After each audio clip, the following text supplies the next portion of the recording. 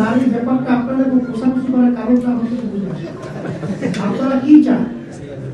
আপনারা চান কি সেই এই যে বিশ্ব মোড়ল যারা মেয়েদেরকে দিয়ে দেবে খারাপ আচরণের মাধ্যমে আপনি ক্লিয়ার একটা যে স্টেটমেন্ট দেন। পশ্চিমাদের যে কালচার এটাই কি আপনারা চাইছেন? আপনি পশ্চিম দিয়ে বিচার করার দরকার নেই, আপনি বাংলাদেশের কথাটা বলেন। বাংলাদেশের বিচারে আপনারা আর শেষ প্রশ্নটা ছিল নারীদেরকে আপনারা নেতৃত্বে আনবেন কিনা, অগ্রাধিকারের কথা সেখানে আমরা পরিষ্কার বলেছি যে নারীদের যে মৌলিক তাদের কর্মসংস্থান সব ব্যবস্থায় নারীদের ব্যাপারে ইসলামে সেখানে সুন্দর ব্যবস্থাপনা রয়েছে।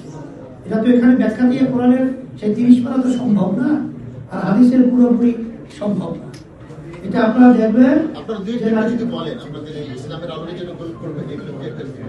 আচ্ছা, নারীর ব্যাপারটা আপনাদের কোষাকুষি করার কারণটা আমাকে বুঝে আসে।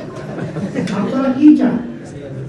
আপনারা চান কি সেই এই যে বিশ্ব মোড়ল যারা মেয়েদেরকে দিয়ে দেবে খারাপ আচরণের মাধ্যমে আপনি ক্লিয়ার একটা যে স্টেটমেন্ট দেন। পশ্চিমাদের যে কালচার এটাই কি আপনারা চাইছেন? আপনি পশ্চিম দিয়ে বিচার করার দরকার নেই, আপনি বাংলাদেশের কথাটা বলেন। বাংলাদেশের ভিতরে আপনারা দেখবেন যে মেয়েদের কর্মসংস্থান রয়েছে, তাদের অগ্রাধিকার রয়েছে, তাদের ইসলাম শুধু সমমান না, তাদের অগ্রাধিকার ভিত্তিতে তাদের অগ্রাধিকার দেওয়া আছে।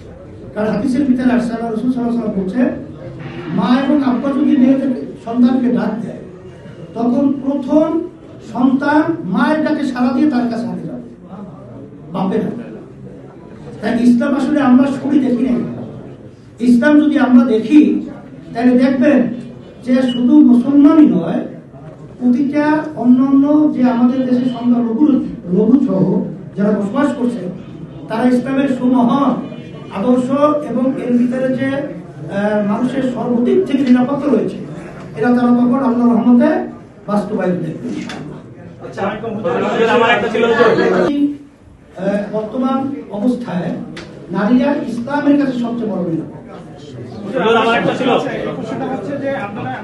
ইসলাম ওই যে ইজমা কিয়াস বলছি না, ওই ইজমা কিয়াসের মধ্যে মানে সময়ের ব্যবধানতায় যেটা ইসলামের সাথে সাংঘর্ষিক না, মানুষের ক্ষতিকারক না, সেটা ইসলাম বৈধতা দিয়েছে। সময়ের প্রয়োজনে সেই আলোকেই আমরা ওইভাবে ব্যবস্থাপনা করি। আমার একটা ছোট্ট প্রশ্ন।